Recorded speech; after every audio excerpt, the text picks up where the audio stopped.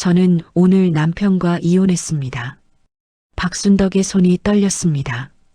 식탁 위에 놓인 A사 용지 3장. 이혼 동의서라는 제목이 또렷하게 보였습니다. 2024년 10월 15일 화요일 저녁 7시. 강남구 대치동 아파트 거실은 너무나 조용했습니다. 남편 최기철은 소파에 앉아 팔짱을 낀 채 순덕을 바라봤습니다. 40여 년을 살아온 남자의 얼굴에는 미안함도 망설임도 없었습니다. 3개월 전에 암 진단을 받았어. 기철이 또 다른 서류를 식탁에 내려놓았습니다. 서울대학교병원 진단서였습니다. 폐암 3기라는 글자가 선명했습니다. 남은 시간을 진정으로 사랑하는 사람과 보내고 싶어? 순덕의 귓가가 멍했습니다. 40여 년을 함께 산 남편의 입에서 나온 말이었습니다. 진정으로 사랑하는 사람? 그럼 나는 뭐란 말인가? 조건은 나쁘지 않아. 아파트 전세금 3억 줄게. 순덕은 고개를 들어 남편을 똑바로 봤습니다. 그 여자가 누구야? 당신이 말하면 알아? 기철은 자리에서 일어나 안방으로 들어갔습니다. 문 닫는 소리가 거실에 울렸습니다. 순덕은 한참을 그대로 앉아 있었습니다. 시계 초침 소리만 똑딱똑딱 들렸습니다. 40년 세월이 이렇게 끝나는 건가? 밤 11시가 넘어서야 순덕은 자리에서 일어났습니다. 안방에서는 남편의 코 고는 소리가 들렸습니다. 마치 아무 일 없다는 듯 평소와 똑같았습니다. 순덕은 복도 끝 남편의 서재로 조용히 걸어갔습니다. 문을 열고 들어가 형광등을 켰습니다. 책장 가득한 경영서적들이 보였습니다. 남편의 노트북이 책상 위에 놓여 있었습니다. 순덕은 천천히 노트북을 열었습니다. 비밀번호는 알고 있었습니다. 남편 생일 6자리였어요. 화면이 켜졌고 카카오톡 프로그램이 자동으로 실행됐습니다. 순덕은 대화방을 클릭했어요. 스크롤을 내리던 순덕의 손가락이 멈췄습니다. 한미선이라는 이름이 보였습니다. 설마 그 미선이? 순덕의 머릿속에 예전 기억이 떠올랐습니다. 가난한 집안 형편에 공부를 포기하려던 학생, 순덕이 직접 장학재단에 연락해서 도와줬던 학생, 대학 졸업 후 취업까지 시켜준 학생, 이제는 내 제일 친한 이웃사촌이자 제자였던 미선이. 손이 더 심하게 떨렸습니다. 순덕은 메시지를 하나씩 읽어봤습니다. 여보, 요즘 마누라가 의심하는 것 같아 조심해. 다음 주 제주도로 여행 가자. 마누라는 친정 간다고 했어. 20년이나 참았는데 이제 그만 끝내고 싶어. 메시지를 확인한 순덕은 숨이 막혔습니다. 순덕은 휴대폰을 꺼내 이메일 화면을 사진으로 찍었습니다. 1장, 2장, 10장. 손가락이 떨렸지만 멈추지 않았습니다. 서랍에서 USB를 꺼냈습니다. 이메일 폴더 전체를 복사했습니다. 파일 전송이 끝나길 기다리는 3분이 3시간처럼 느껴졌어요. 복사가 끝나자 순덕은 모든 것을 원래대로 되돌렸습니다. 이메일 창을 닫고 노트북을 끄고 책상을 정리했어요. 형광등을 끄고 서재 문을 조용히 닫았습니다. 다음 날 아침이었습니다. 순덕은 평소처럼 남편의 아침 식사를 차렸습니다. 된장찌개, 계란말이, 김구이. 40년 동안 해온 그대로였습니다. 이혼은 천천히 생각해 보겠어요. 순덕의 목소리는 차분했습니다. 기철은 고개를 끄덕이며 밥을 먹었습니다. 아무 일도 없다는 듯이. 남편이 출근한 뒤 순덕은 안방 옷장을 열었어요. 맨 아래 서랍에서 결혼 앨범을 꺼냈습니다. 노란빛이 바랜 사진들이 한 장 한 장 넘어갔습니다. 시어머니 장례식 날 사진에서 손이 멈췄어요. 상복을 입은 순덕이 혼자 손님들께 인사하는 모습이었습니다. 남편은 어디 있었는지 사진에 없었습니다. 그때도 혼자였구나. 순덕은 오래된 수첩을 꺼냈습니다. 첫 페이지를 펼쳐 펜을 들었죠. 증거 확보. 그 아래 작은 글씨로 적었습니다. 메시지 백업 완료 마이너스 2024년 10월 15일. 수첩을 덮으며 순덕은 창밖을 바라봤습니다. 가을 햇살이 따스하게 들어왔습니다. 이제 시작이야. 일주일이 지났어요. 순덕은 서초동 법률사무소 앞에 서 있었습니다. 5층 건물의 유리문에 김지원 법률사무소라는 간판이 보였죠. 손에 든 가방 속에는 USB와 이혼 동의서 사본이 들어 있었어요. 엘리베이터를 타고 올라가는 동안 심장이 빠르게 뛰었습니다. 과연 이걸로 뭘 받아낼 수 있을까? 사무실 문을 열자 40대로 보이는 여성 변호사가 일어나 악수를 청했어요. 박순덕 님 맞으시죠? 김지원 변호사입니다. 순덕은 책상 앞에 앉아 준비해온 자료를 꺼냈습니다. USB를 건네며 입을 열었죠. 남편의 불륜 증거예요. 김지원 변호사는 노트북에 USB를 꽂고 파일을 열어봤습니다. 이메일 내용을 훑어보던 변호사의 표정이 굳어졌어요. 증거는 명확하네요. 하지만 변호사가 말을 이었습니다. 재산 분할이 문제입니다. 현재 살고 계신 아파트가 남편 명의신가요? 네, 그래요. 순덕의 목소리가 작아졌습니다. 남편 회사 주식은요? 남편하고 아이들 명의로 돼 있어요. 김지원 변호사는 고개를 저었어요. 부인 명의로 된 재산이 있으신가요? 순덕은 아무 말도 할 수 없었습니다. 40년을 살았는데 내 이름으로 된 게 하나도 없었죠. 변호사가 조심스럽게 말을 이었어요. 불륜 위자료는 받을 수 있습니다. 하지만 재산 분할에서는 40년 전에 제 친정에서 5천만 원을 줬어요. 그걸로 남편이 사업을 시작했죠. 순덕의 목소리가 떨렸습니다. 지금 시세로 치면 15억은 될 거예요. 변호사는 안타까운 표정을 지었어요. 증빙 서류가 있으신가요? 그게 순덕은 입을 다물었습니다. 40년 전 일이었어요. 영수증 같은 게 있을 리 없었죠. 결혼하고 5년 만에 교직을 그만두셨다고요? 네, 남편이 원했어요. 집안일에 집중하라고. 경력 단절로 인한 기회비용도 계산할 수 있지만 입증이 쉽지 않습니다. 변호사의 말은 계속 이어졌어요. 하지만 순덕의 귀에는 제대로 들어오지 않았죠. 증명할 게 없으면 받을 게 없다는 뜻인가? 상담이 끝나고 사무실을 나왔습니다. 순덕은 지하철을 탔어요. 퇴근 시간이라 사람들이 빼곡했죠. 옆자리에 20대로 보이는 젊은 여성이 앉았습니다. 통화를 하고 있었어요. 엄마는 왜 맨날 아빠 눈치만 봐? 엄마 인생은 없어? 순덕은 고개를 돌렸습니다. 창밖을 보며 눈을 감았어요. 나도 40년 동안 그렇게 살았구나. 집에 도착했습니다. 남편은 아직 퇴근하지 않았어요. 순덕은 안방으로 들어가 옷장을 열었죠. 제일 안쪽에 낡은 금고가 있었습니다. 먼지가 수북이 쌓여 있었어요. 금고 비밀번호는 순덕의 생일이었죠. 찰칵. 금고 문이 열렸습니다. 안에는 어머니가 주신 폐물들이 들어 있었어요. 그리고 누렇게 바랜 공책 한 권. 혼수 목록이라고 표지에 적혀 있었죠. 순덕은 떨리는 손으로 공책을 펼쳤습니다. 어머니의 손글씨가 한 줄 한 줄 적혀 있었어요. 이불 세트, 옷장, 화장대. 마지막 페이지에 눈이 멈췄습니다. 사위에게 전달한 현금 마이너스 5천만 원. 그 아래 아버지의 도장이 찍힌 영수증이 끼워져 있었어요. 종이가 너무 오래되어 구겨질까 조심스러웠죠. 순덕은 곧바로 휴대폰을 꺼냈습니다. 영수증을 카메라로 찍었어요. 공책 내용도 한 장씩 사진으로 남겼죠.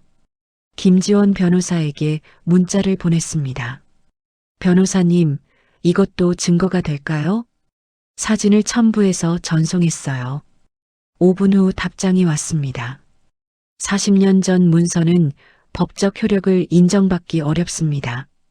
설령 인정받아도 증여로 간주되어 재산 분할 대상이 아닐 가능성이 높아요. 순덕은 휴대폰을 내려놓았습니다. 금고를 다시 닫고 옷장 문을 닫았죠.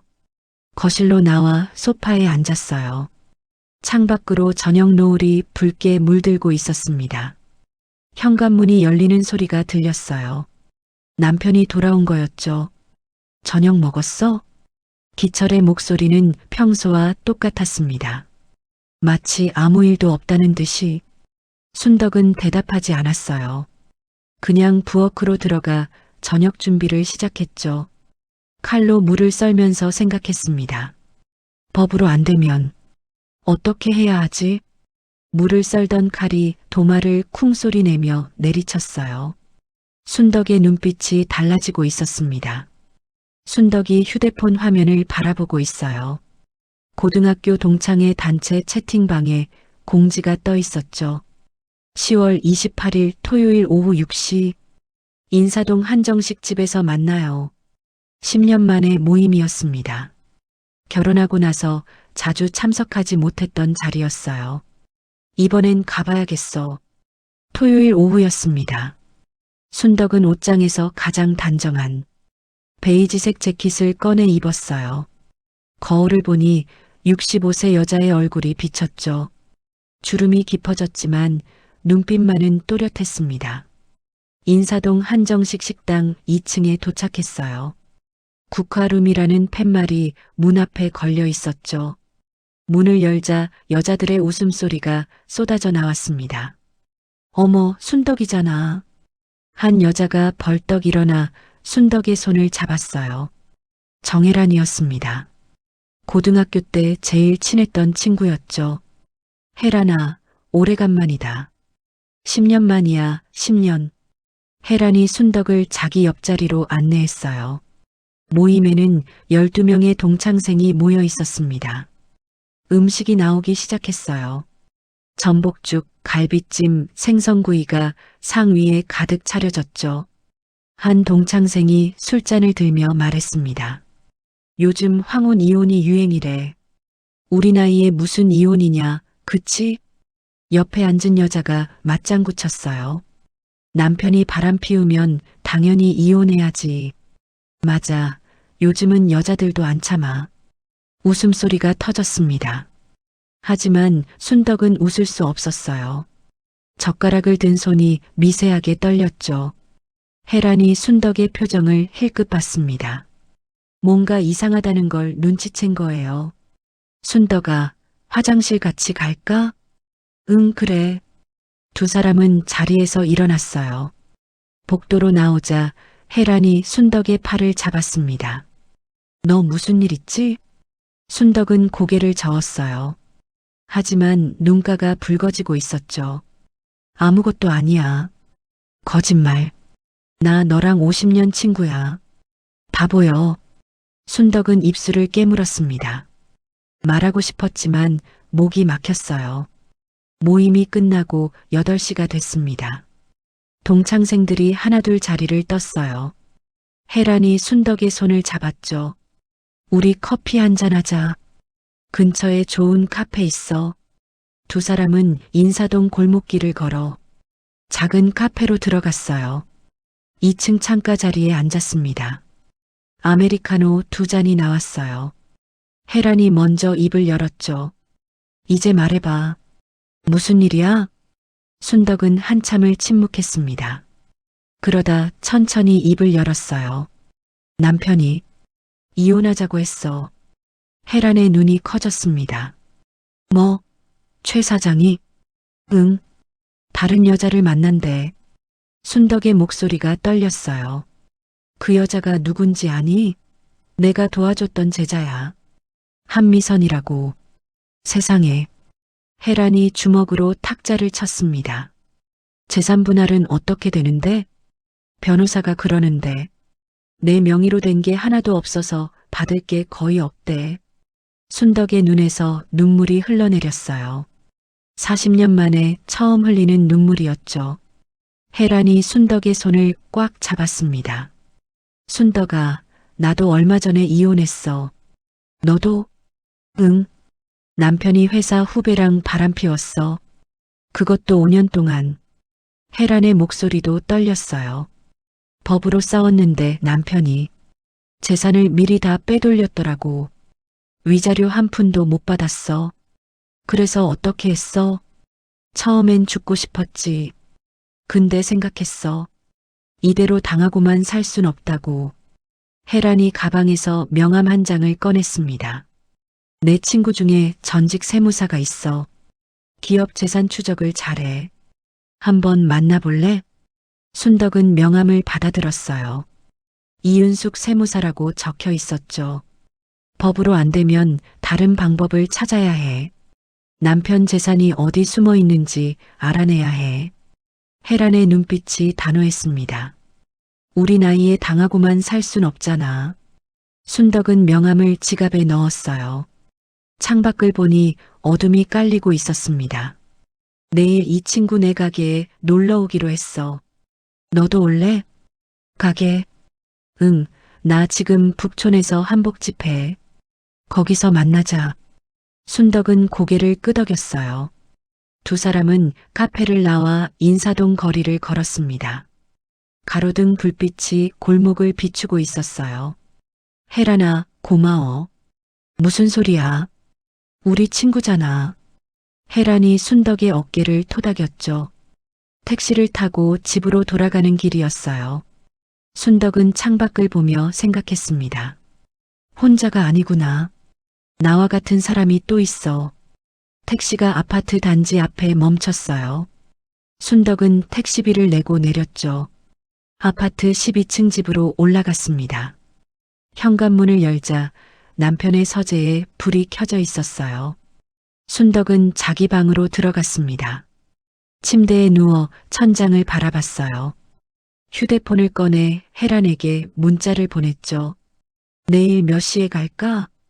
곧바로 답장이 왔습니다. 오후 2시. 주소 보낼게. 순덕은 휴대폰을 내려놓고 눈을 감았어요. 마음속에서 무언가가 꿈틀거리기 시작했습니다. 다음 날 일요일 오후 2시였어요. 순덕은 종로구 북촌 한옥마을 골목길을 걷고 있었습니다. 정혜란 한복 공방이라는 작은 간판이 보였죠. 한옥을 개조한 2층 건물이었어요. 문을 열고 들어가자 한복들이 옷걸이에 걸려 있었습니다. 색색의 비단이 햇살을 받아 반짝였어요. 순덕아 왔어? 혜란이 안쪽 작업실에서 나왔습니다. 그 뒤로 또래로 보이는 여자가 따라 나왔어요. 내 친구 이윤숙이야. 세무사 일을 30년 했어. 안녕하세요. 순덕이 고개를 숙여 인사했죠. 은숙은 부드럽게 웃으며 악수를 청했습니다. 많이 힘드시죠? 제가 도와드릴게요. 세 사람은 작업실 안쪽 테이블에 둘러앉았어요. 은숙이 노트북을 꺼내 켰습니다. 남편 회사 이름이 뭐죠? 대흥산업이에요. 사업자 등록증이나 회사 서류 같은 거 있으세요? 순덕은 고개를 저었어요. 남편이 매달 회사 서류를 집으로 가져와요. 서재에 보관하더라고요. 은숙의 눈빛이 반짝였습니다. 그럼 복사할 수 있겠네요. 언제 가능하세요? 다음 주 목요일에 남편이 부산 출장 가요. 2박 3일이요. 좋아요. 그때 서류를 다 복사하세요. 법인 등기부등본, 통장 사본, 세금 신고 내역 있는 대로 다요. 은숙이 노트북 화면을 돌렸어요. 대흥산업 공시 자료가 떠 있었죠. 최근 5년간 매출이 200억에서 500억으로 뛰었네요. 근데 배당은 거의 없어요. 그게 무슨 뜻이에요? 순덕이 물었습니다. 회사가 돈을 벌었는데 어디론가 빠져나갔다는 거예요. 숨긴 곳이 있다는 뜻이죠. 혜란이 끼어들었어요. 해외 계좌 아닐까? 요즘 다들 그렇게 한다던데. 비트코인 같은 가상자산일 수도 있어요. 은숙이 턱을 괴며 생각했습니다. 혜란이 갑자기 말했어요. 내 조카가 IT 회사 다녀. 해킹도 좀 할 줄 안다던데. 은숙이 손을 저었습니다. 안 돼. 불법 행위는 나중에 독이 돼. 합법적으로 가야 해. 순덕은 두 사람의 대화를 듣고 있었어요. 머릿속이 복잡했죠. 내가 지금 뭘 하고 있는 거지? 은숙이 순덕을 바라봤습니다. 순덕 씨, 남편 서재에 금고 있어요?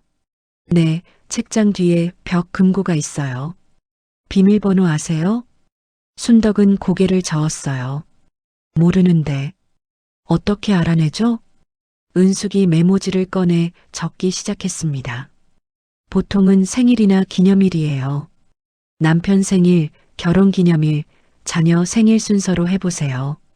네 자리 숫자일 수도 있고 6자리일 수도 있어요. 차근차근 시도해보세요. 순덕은 메모지를 받아들었어요. 손이 떨렸습니다. 혜란이 순덕의 어깨를 감싸 안았죠. 순덕아, 무서우면 안 해도 돼. 우리가 다른 방법 찾아볼게. 순덕은 고개를 들어 혜란을 봤어요. 그리고 은숙을 봤습니다. 아니에요. 할 거예요. 순덕의 목소리가 단호해졌습니다. 40년 동안 당하고만 살았어요. 이젠 찾아야 해요. 내 것을. 은숙이 고개를 끄덕였어요. 좋아요. 그럼 계획을 세워봅시다. 세 사람은 1시간 동안 머리를 맞댔습니다. 언제 서재에 들어갈지, 어떤 서류를 찾을지, 어떻게 복사할지. 해가 서쪽으로 기울고 있었어요. 순덕은 일어서며 말했죠. 다음 주 목요일 저녁에 연락드릴게요. 조심하세요. 남편한테 들키면 안 돼요. 은숙의 목소리가 진지했습니다. 세 사람은 한복집 밖으로 나왔어요. 북촌 골목길에 저녁 햇살이 비스듬히 내려앉고 있었습니다. 우리 커피 한 잔 더 할까? 혜란이 제안했죠. 골목 끝에 작은 카페가 보였어요. 세 사람은 카페 창가 자리에 앉았습니다. 라떼 3잔이 테이블 위에 놓였어요. 혜란이 웃으며 말했습니다. 우리 뭐야? 복수동맹. 은숙도 웃었어요. 그거 좋은데? 복수동맹. 순덕도 미소 지었습니다. 오랜만에 짓는 진짜 웃음이었어요. 고맙습니다. 두 분 없었으면 전 아무것도 못했을 거예요. 무슨 소리야? 우리가 서로 돕는 거지. 혜란이 순덕의 손을 잡았죠. 해가 완전히 지고 어둠이 내렸어요.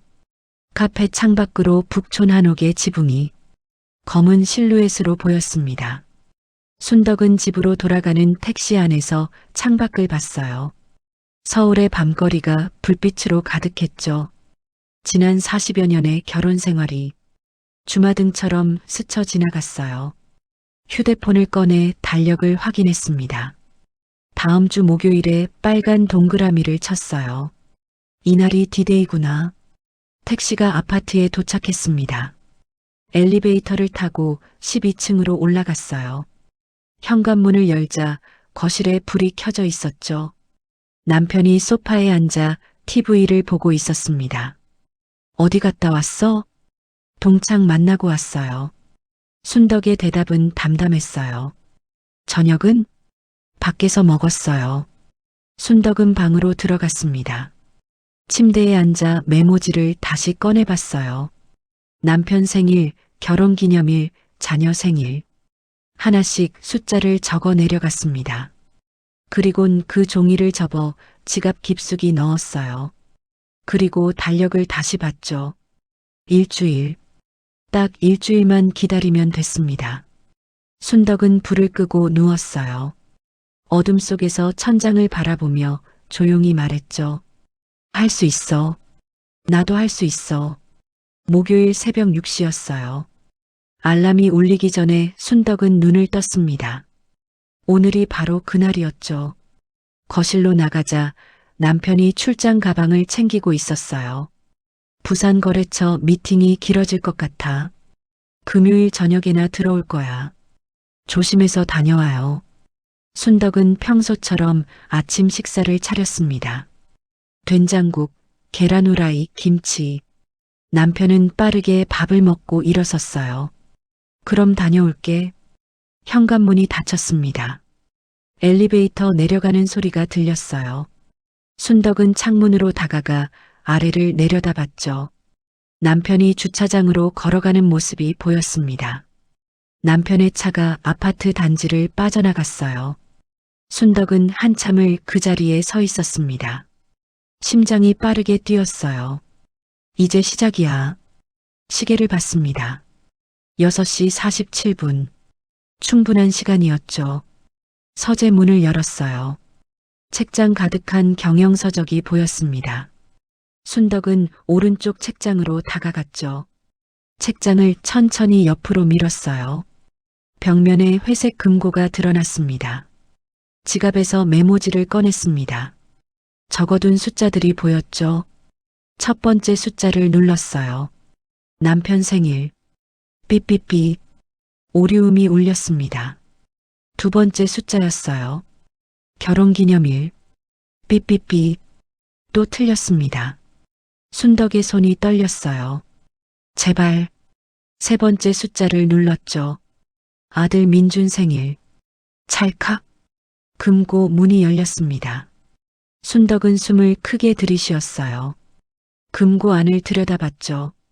서류 봉투 3개가 가지런히 놓여 있었습니다. 낡은 다이어리 한 권도 보였어요. 첫 번째 봉투를 꺼내 열었습니다. 회사법인 통장 사본이 나왔어요. 최근 5년간 입출금 내역이 빼곡했죠. 두 번째 봉투였습니다. 홍콩 스탠더드 뱅크라는 글자가 보였어요. 해외은행 계좌 명세서였습니다. 잔액란에 적힌 숫자를 보고 순덕은 숨이 멎었어요. 250만 달러. 30억 원이 넘는 돈이었죠. 세 번째 봉투를 여는 순간이었어요. 순덕의 손이 멈췄습니다. 생명보험 증서가 들어 있었어요. 피보험자 이름 박순덕. 보험금 5억 원. 순덕은 아래로 내려가며 읽었습니다. 수익자 한미선. 종이를 쥔 손이 바들바들 떨렸어요.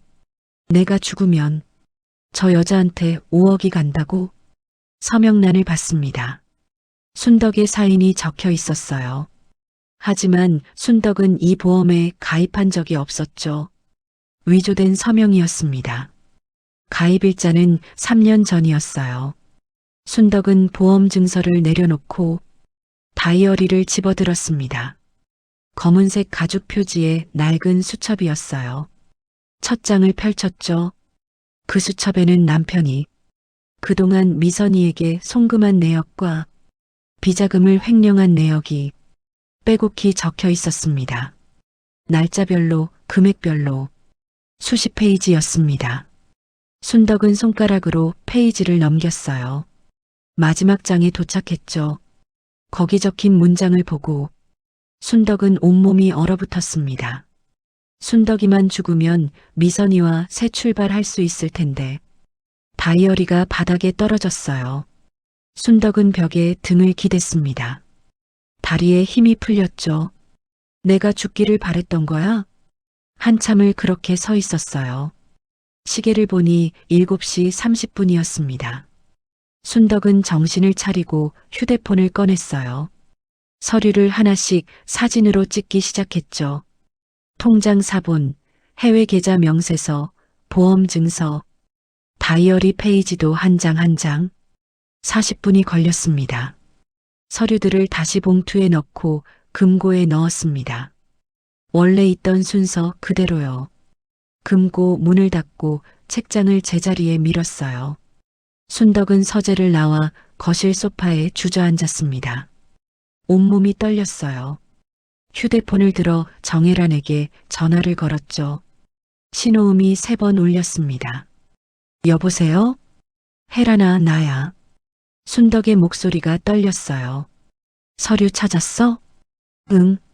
그런데 순덕은 말을 잇지 못했습니다. 왜? 무슨 일이야?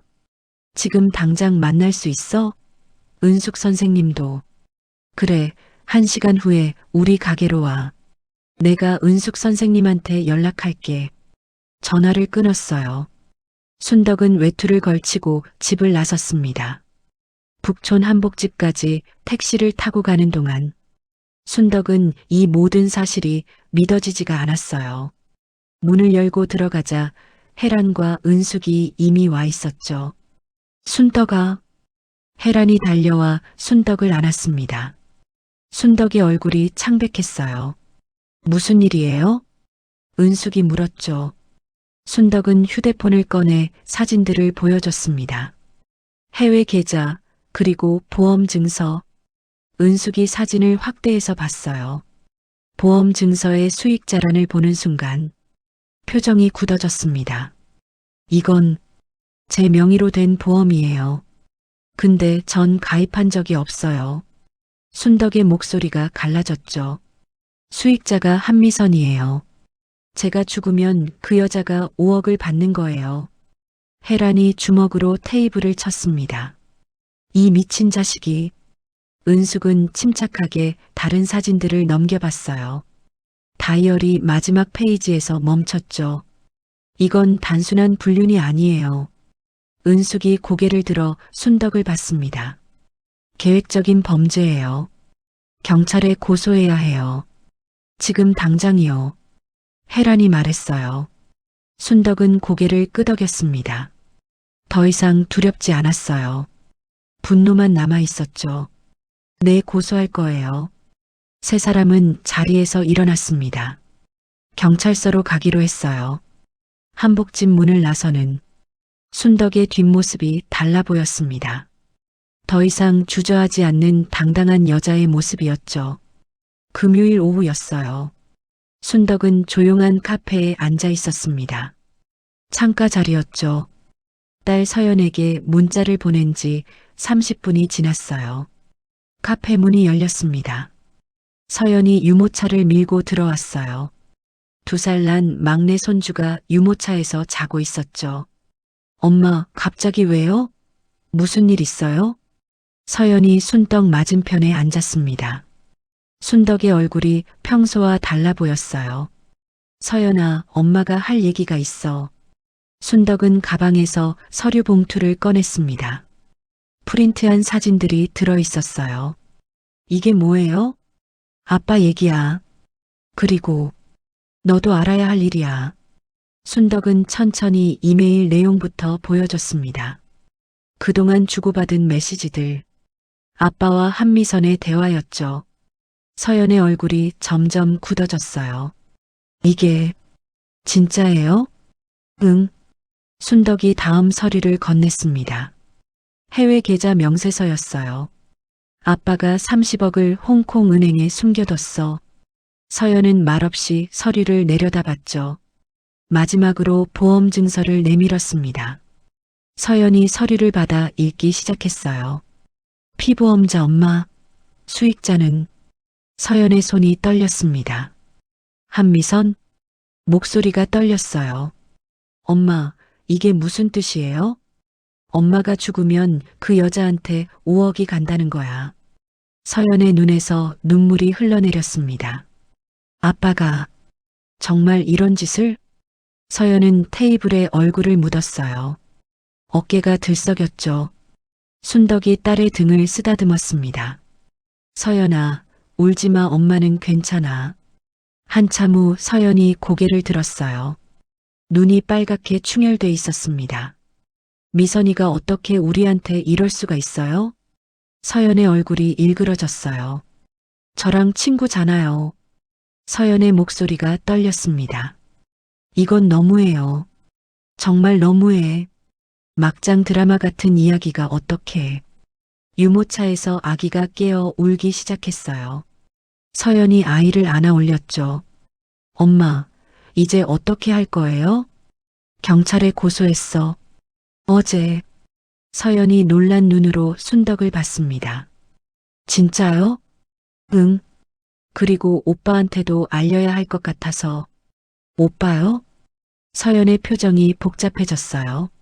오빠는 아빠 편 들 거예요. 그래도 알아야지. 순덕이 휴대폰을 꺼내 민준에게 문자를 보냈습니다. 주말에 집으로 와라. 중요한 얘기가 있다. 답장은 10분 후에 왔어요. 토요일 오후 3시쯤 갈게요. 다음 날 토요일이었습니다. 오후 3시쯤 초인종이 울렸어요. 순덕이 문을 열자 민준이 서 있었습니다. 뒤에 서연도 보였죠. 들어와라. 세 사람은 거실로 들어갔어요. 식탁 위에 서류 파일이 놓여 있었습니다. 무슨 일이세요, 어머니? 민준이 먼저 물었죠. 순덕은 파일을 펼쳐놓기 시작했습니다. 이메일 프린트, 해외 계좌 명세서, 보험 증서. 민준은 서류를 대충 훑어봤어요. 표정은 변하지 않았지만 손끝이 떨렸습니다. 이게 사실이에요? 당연히 사실이지. 엄마가 거짓말하실 분이야? 서연이 끼어들었습니다. 민준은 서류를 다시 한번 봤어요. 그래도 아버지한테 직접 물어봐야 하는 거 아니에요? 뭐? 서연이 소리쳤죠. 오빠는 지금 증거를 보고도 아빠 편을 들려는 거야? 나는 양쪽 다 들어봐야 한다는 거야. 민준의 목소리가 냉정했어요. 순덕은 조용히 보험 증서를 민준에게 건넸습니다. 민준아, 이것 좀 봐. 민준이 보험 증서를 받아들었어요. 눈으로 훑어 내려갔죠. 피보험자 마이너스 박순덕, 수익자 마이너스 한미선. 민준의 손이 멈췄습니다. 이게 대체 너희 아버지는 딸같이 지낸 미선이와 바람이 난 거야. 순덕의 목소리가 담담했죠. 민준은 보험 증서를 자세히 들여다봤어요. 가입일, 보험 금액, 수익자 모든 게 명확했습니다. 어머니 민준의 얼굴이 창백해졌어요. 이건 아니잖아요. 아버지가 설마. 설마가 아니야. 증거가 여기다 있잖아. 서연이 테이블을 쳤습니다. 거실이 조용해졌어요. 민준은 한참 동안 말이 없었죠. 오빠, 뭐라고 좀 해봐. 서연이 재촉했습니다. 나도 생각 좀 할 시간이 필요해. 민준이 자리에서 일어났어요. 어디가? 아버지한테 전화할게요. 민준은 베란다로 나갔습니다. 통화하는 모습이 유리문 너머로 보였어요. 10분 정도 지났을까요? 민준이 다시 들어왔습니다. 표정이 더 어두워져 있었어요. 아버지가 뭐래? 서연이 물었죠. 어머니가 오해한 거라고 그러시던데요. 오해? 순덕이 웃었습니다. 허탈한 웃음이었어요. 바람 피운 게 오해야? 내 명의로 보험 든 게 오해야? 민주는 대답하지 못했어요. 오빠, 아직도 아빠를 믿어? 서연이 다가갔습니다. 나는 잘 모르겠어. 민준의 목소리가 떨렸죠. 순덕은 천천히 일어났습니다. 민준아, 너한테 강요하지 않을게. 천천히 생각해봐. 어머니, 근데 한 가지만 알아둬. 엄마는 이제 더 이상 참지 않을 거야. 순덕의 목소리가 단호했어요. 민주는 고개를 숙인 채 서 있었습니다. 그날 밤이었어요. 민주는 집으로 돌아가 아내에게 모든 걸 말했습니다. 아내가 물었죠. 어떻게 이런 일이 당신은 어떻게 할 건데? 모르겠어. 아버지를 믿고 싶은데. 증거가 저렇게 명확한데도? 민주는 대답하지 못했어요. 다음 날 일요일 아침이었습니다. 순덕의 휴대폰에 민준에게서 문자가 왔어요. 어머니, 죄송합니다. 제가 생각이 짧았습니다. 어머니 편에 서겠습니다. 순덕은 문자를 읽고 한숨을 내쉬었죠. 늦었지만 다행이었어요. 서연에게서도 문자가 왔습니다. 엄마, 오빠한테 연락 받았어요. 이제 우리 셋이 함께해요. 순덕은 휴대폰을 내려놓고 창밖을 봤어요. 일요일 아침 햇살이 따스했습니다. 이제 정말 시작이구나. 현관문이 열리는 소리가 들렸어요. 남편이 부산 출장에서 돌아온 거였습니다. 순덕은 거실로 나갔죠. 남편과 마주쳤어요. 다녀왔어. 기철의 목소리는 평소와 같았습니다. 순덕은 아무 말 없이 남편을 바라봤어요. 이제는 두렵지 않았죠. 곧 모든 게 끝날 테니까요. 월요일 아침이었어요. 순덕은 거실 소파에 앉아 있었습니다. 식탁 위에는 복사한 서류들이 가지런히 놓여 있었죠. 메시지, 해외 계좌 명세서, 보험 증서, 다이어리 사진들. 방문이 열렸어요. 출근 준비를 하던 기철이 거실로 나왔습니다. 왜 이렇게 일찍 일어났어? 기철이 넥타이를 매며 물었죠. 당신 기다리고 있었어요. 순덕의 목소리가 차분했습니다. 기철은 순덕의 표정을 보고 뭔가 이상하다는 걸 느꼈어요. 무슨 일이야? 그때 초인종이 울렸습니다. 순덕이 일어나 문을 열었어요. 민준과 서연이 들어왔습니다. 둘 다 표정이 굳어 있었죠. 너희들은 왜? 기철의 말이 끊겼어요. 세 사람이 식탁 주위에 둘러앉았습니다. 기철도 어쩔 수 없이 자리에 앉았어요. 순덕은 서류를 하나씩 식탁 위에 펼치기 시작했습니다. 당신이 숨긴 홍콩 은행 계좌요. 해외 계좌 명세서를 내밀었어요. 위조한 4명의 보험 증서를 그 옆에 놓았죠. 한미선에게 그동안 보낸 돈 내역, 다이어리 사진들을 쭉 늘어놓았습니다. 전부 다 여기 있어요. 순덕의 목소리가 떨리지 않았어요. 기철의 얼굴이 하얗게 질렸습니다. 당신이 내 금고를 열었어? 당연하죠. 내 인생이 걸린 문제인걸요. 기철이 벌떡 일어났어요. 어떻게 나 모르게 이런 짓을. 아버지, 민준이 끼어들었습니다. 지금 그게 중요한 게 아니잖아요. 기철은 아들을 쳐다봤어요. 믿을 수 없다는 표정이었죠. 민준아, 너까지. 엄마 명의로 된 보험금 수익자가 왜 미선이에요? 민준의 목소리가 떨렸습니다. 이게 대체 무슨 짓이에요? 기철은 잠시 당황했지만 곧 태도를 바꿨어요. 그건 변명하지 마세요. 서연이 소리쳤습니다. 거실이 조용해졌습니다. 기철은 더 이상 변명할 수 없었습니다. 내가 뭘 잘못했지? 기철이 갑자기 큰 소리로 화를 냈어요. 40년 동안 가족 먹여 살린 게 나야. 너희들 대학 보낸 것도 나고. 그 돈이 누구 돈으로 시작한 건데요? 순덕이 끼어들었습니다. 40년 전 영수증을 꺼내 기철 앞에 내밀었어요. 내 친정에서 받은 5천만 원으로. 당신 사업 시작했잖아요. 그건 증여받은 거고. 기철이 소리쳤죠. 그걸 키운 건 내 능력이야. 능력이요? 순덕이 웃었습니다. 차가운 웃음이었어요. 내가 교직 그만두고 시부모 봉양하고 애들 키우는 동안 당신은 편하게 사업했죠. 그게 다 내 희생이었어요. 40년 동안. 순덕의 목소리가 떨렸습니다. 근데 그 대가가 이혼이에요? 위조된 보험이고. 기철은 아무 말도 하지 못했어요. 순덕이 자리에서 일어났습니다. 법정에서 봅시다. 뭐? 내일 경찰서에 정식으로 고소장 제출할 거예요. 순덕의 목소리가 단호했죠. 문서 위조, 사기, 횡령, 전부 다요. 기철의 얼굴이 하얗게 질렸어요. 갑자기 기철이 가슴을 움켜쥐며 비틀거렸습니다. 아빠.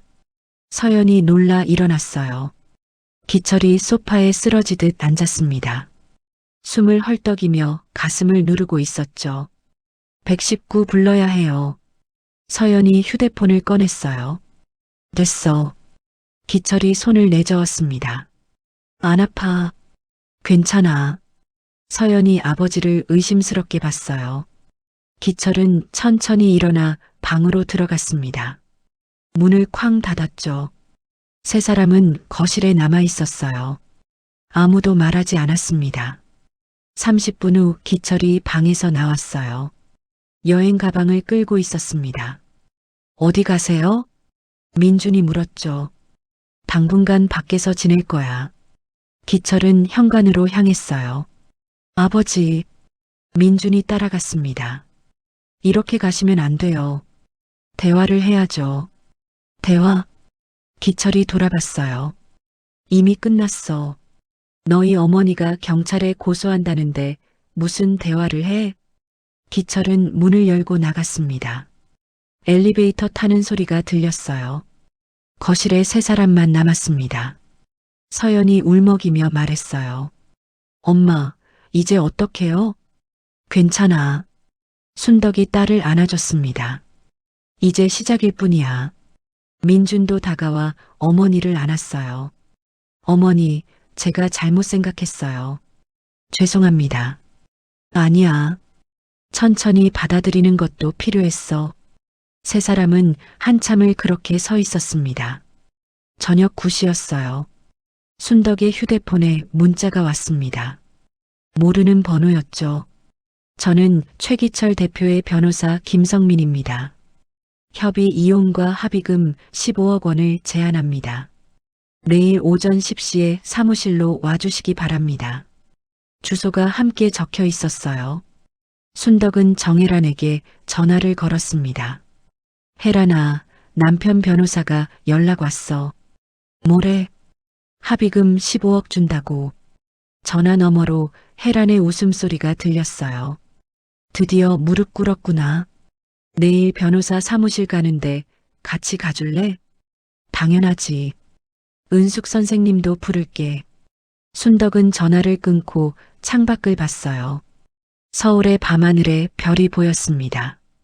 이제 정말 끝나는구나. 손에 든 휴대폰이 떨렸어요. 두려워서가 아니었죠. 드디어 끝이 보이기 시작했으니까요. 순덕은 안방으로 들어가 옷장을 열었습니다.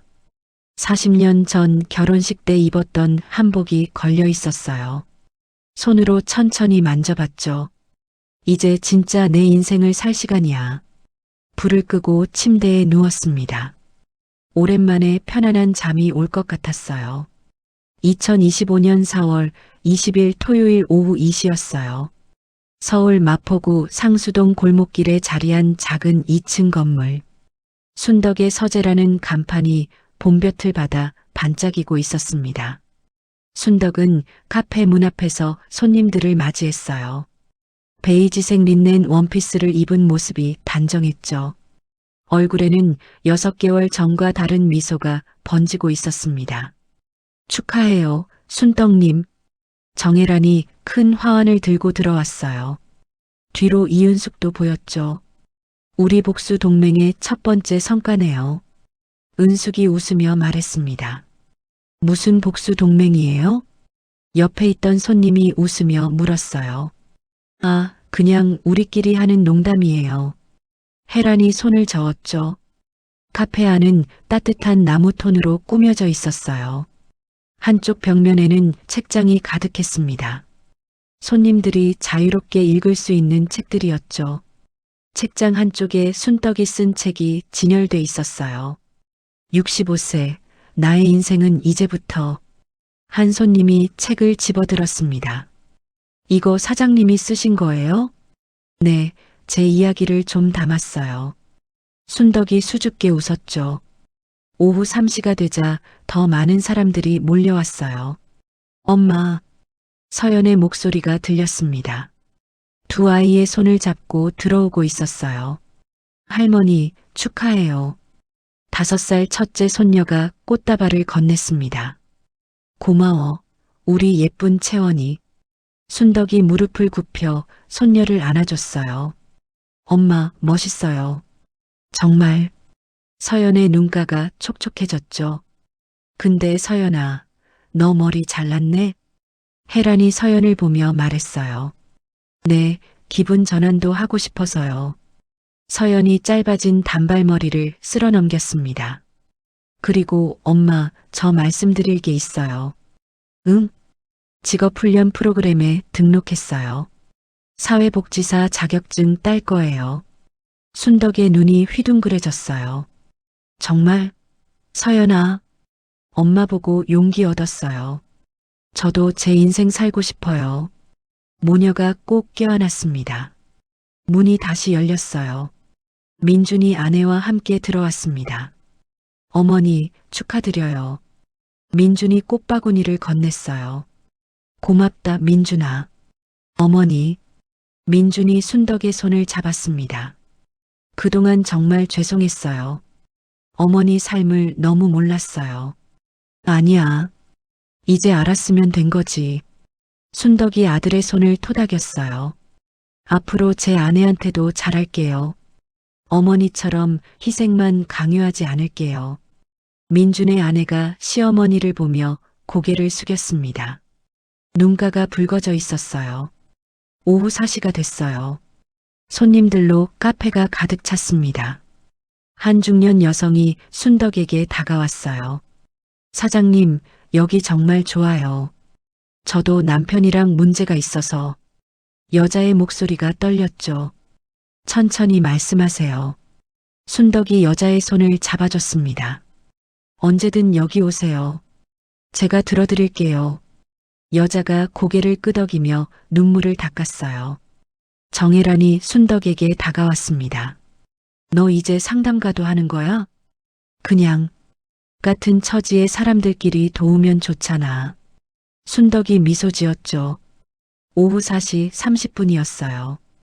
카페 문이 열렸습니다. 한 젊은 여성이 들어왔어요. 순덕은 그녀를 보는 순간 손이 멈췄습니다. 한미선이었어요. 카페 안이 순간 조용해졌죠. 서영과 민준도 미선을 알아봤습니다. 미선은 천천히 순덕에게 다가왔어요. 얼굴이 많이 야위어 있었죠. 선생님, 미선의 목소리가 떨렸습니다. 오랜만이네요, 미선 씨. 순덕의 목소리는 차분했어요. 선생님 정말 죄송했습니다. 미선이 고개를 깊이 숙였습니다. 순덕은 한참을 미선을 바라봤어요. 아무 말도 하지 않았죠. 변명할 생각은 없어요. 그냥 용서를 구하고 싶어서 왔어요. 미선의 눈에서 눈물이 떨어졌습니다. 순덕은 깊게 숨을 들이쉬었어요. 이제 와서 사과가 무슨 소용이에요? 미선이 고개를 더 숙였죠. 선생님께 받은 은혜를 배신했어요. 돌이킬 수 없는 걸 알아요. 알면서 왜 그런 짓을 했어요?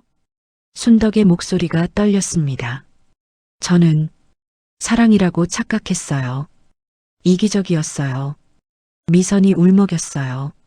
순덕은 잠시 침묵했습니다. 창밖을 봤어요. 봄바람에 가로수가 흔들리고 있었죠. 미선 씨. 네, 선생님. 저는 용서 못해요. 순덕의 목소리가 단호했습니다. 네, 알아요. 그냥 가세요. 다시는 제 앞에 나타나지 마세요. 미선은 고개를 끄덕였어요. 뒤돌아 카페 문을 향해 걸어갔죠. 문이 닫히는 소리가 들렸습니다. 혜란이 순덕에게 다가왔어요. 속이 시원했어? 순덕은 고개를 저었습니다. 시원하다기보다는 순덕이 창밖을 봤어요. 미선이 골목길을 걸어가는 모습이 보였습니다. 이제 정말 끝난 것 같아요. 순덕이 말했죠. 더 이상 그 사람들에게 매이고 싶지 않아요. 그래, 그게 맞아. 혜란이 순덕의 어깨를 토닥였습니다. 해가 서쪽으로 기울고 있었어요. 오후 5시였습니다. 손님들이 하나둘 자리를 떴어요. 민준과 서연도 아이들을 데리고 집으로 갔죠. 엄마, 다음 주에 또 올게요. 그래, 조심해서 가거라. 카페에 순덕, 혜란, 은숙만 남았습니다. 세 사람은 창가 테이블에 앉아 커피를 마셨어요.